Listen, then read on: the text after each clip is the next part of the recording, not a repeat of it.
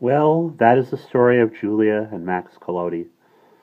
I think of it every time I go to see her in that little flat where everything is just so. And I think of that other story about the Eastern philosopher, and I wonder, every time I look at the thing on the mantel shelf, which of my eyes is the glass one? I think of the 37 years, the 42 years now. I think of the yellow wallpaper and the vanished ships and the white paper hats on the promenade at Blackpool. I think of the ABC lunches, the volumes of Tauchnitz edition, the broad, cold sea with the lights on it, and I think of my friend's verses.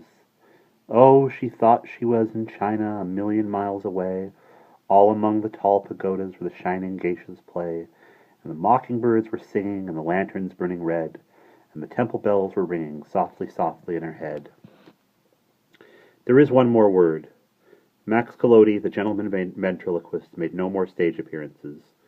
There are no notices about him in the stage.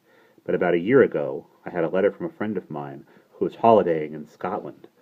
Things have been brighter here these past few days, he wrote. A small traveling circus has been visiting the district. One of the clowns is a sad-faced, large-headed dwarf about 3 feet high. He calls himself Maximilian. I've seen him several times walking in the village, a fantastic little figure. He has a beautiful voice, which comes, I don't know why it should, as a surprise. He has an odd affectation, too. It must be an affectation, for he doesn't do it during his circus act. He wears a black patch over one of his eyes. My friend did not say which eye. Remembering the Eastern tale, I have often wondered, left or right? And that's the end.